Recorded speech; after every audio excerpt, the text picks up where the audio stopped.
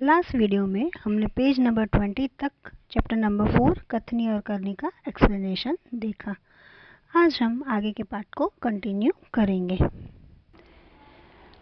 सज्जन ने स्कूटर वाहन खड़ा करने के स्थान पर ले जाकर खड़ा किया और वापस आकर सामान खरीदने लगे।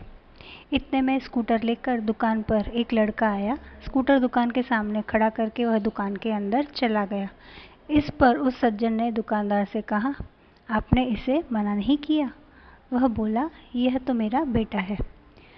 कुछ लोग ऐसे भी होते हैं जो आदर्श की बात करते हैं, लेकिन जब उन्हें अपनाना पड़े तो वे आदर्श भूल जाते हैं।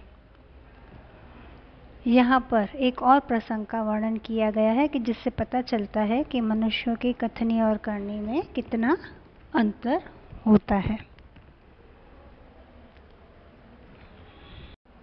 दुकानदार के आग्रह पर उस व्यक्ति ने स्कूटर को पार्किंग में खड़ा किया और फिर वह वापस आकर सामान खरीदने लगा।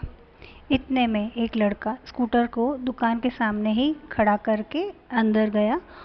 यह देखकर सज्जन ने दुकानदार से पूछा कि आपने इसे क्यों कुछ नहीं कहा? इस पर दुकानदार ने बताया कि यह तो मेरा बेटा है। सच है, कुछ लोग ऐसे होते हैं जो सिर्फ बातें ही करते हैं, परंतु जब उनका अमल करना होता है तो वो ये सब आदर्श भूल जाते हैं। वो आदर्श औरों को सिखाने के लिए ही होते हैं, खुद के अमल करने के लिए नहीं होते। एक दिन एक सज्जन के घर उनके मित्र मिलने आए। दोनों मित्र बातचीत में मग्न थे कि किसी ने दरवाज़ा खटखटाया। उन्होंने खिड़की से झाँक कर देखा। बाहर मकान मालिक खड़ा था, जो पिछले 4 माह का किराया मांगने बार बार आ रहा था।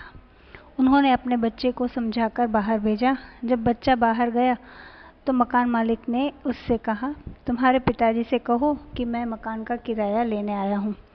बच्चे ने तपाक से जवाब दिया, पिताजी ने कहा है कि वे घर पर नहीं हैं। बच्चे की बात सुनकर मकान मालिक हंसने लगा। घर में बैठे मित्र के चेहरे पर भी मुस्कान आ गई, जिसे देखकर वे सज्जन पानी पानी हो गए। ऐसे ही एक और उदाहरण का वर्णन यहाँ पर है। ऐसा एक प्रसंग है जिसमें मनुष्य की कथनी और करनी में कितना अंतर होता है, इस बात का हमें पता चलता है। एक दिन एक सज्जन उनसे मिलने के लिए उनके एक मित्र उनके घर गए। दोनों मित्र बातचीत में मग्न थे कि किसी ने दरवाज़ा खटखटाया। बाहर झांकने पर पता चला कि मकान मालिक घर के बाहर खड़ा था। उसका 4 माह का किराया बकाया था। वही किराया मांगने के लिए वह आया था। यह देखकर किराएदार सज्जन ने अपने बच्चे को कुछ समझाकर बाहर भेज दिया।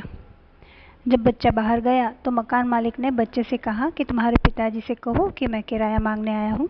बच्चे ने तुरंत उत्तर दिया कि पिताजी ने कहा है कि वे घर पर नहीं हैं। बच्चे की बात सुनकर मकान मालिक को हंसी आ गई। घर में बैठे सज्जन के मित्र के चेहरे पर भी मुस्कान आ गई, जिसे देखकर वे सज्जन खूब शर्मिंदा हो गए।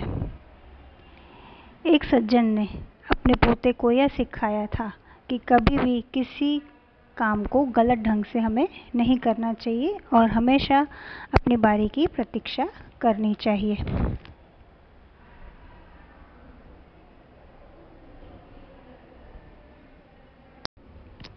एक दिन की बात है, वे जल बिजली के बिल जमा करवाने गए।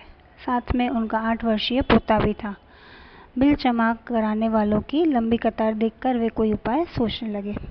उन्होंने खड़े हुए लोगों को ध्यान से देखा। आगे ही एक परिचित व्यक्ति खड़ा दिखाई दिया। वे तुरंत उसके पास गए और बोले, बेटा, ये बिल तुम घर पर ही भूल आए, लो इसको भी जमा करा दो।